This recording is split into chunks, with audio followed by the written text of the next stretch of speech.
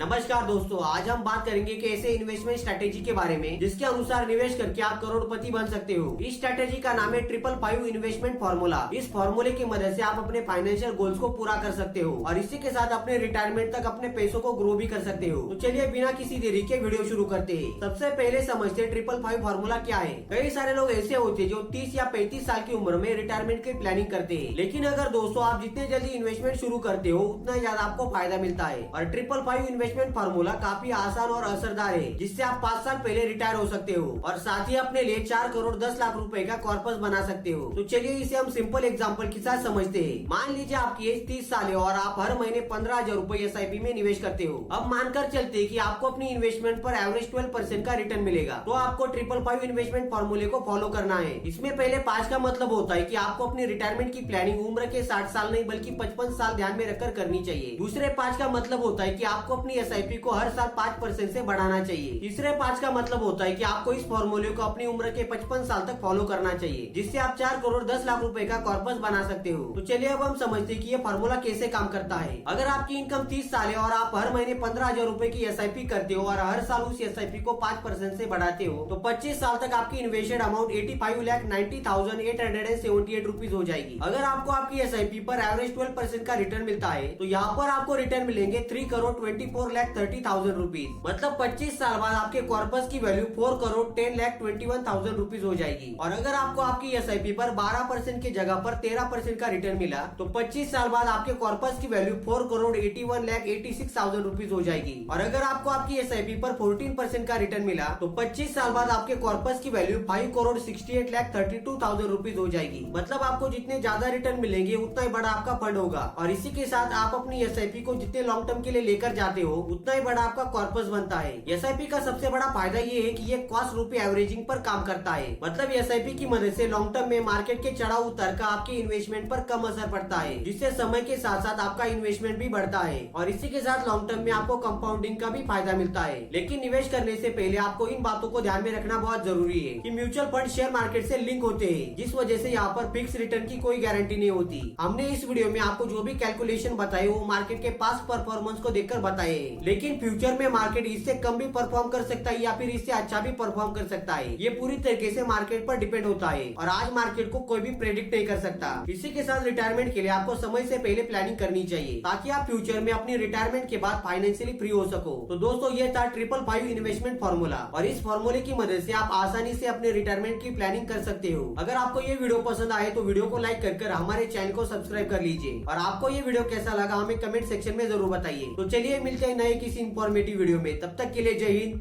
Vande Mataram.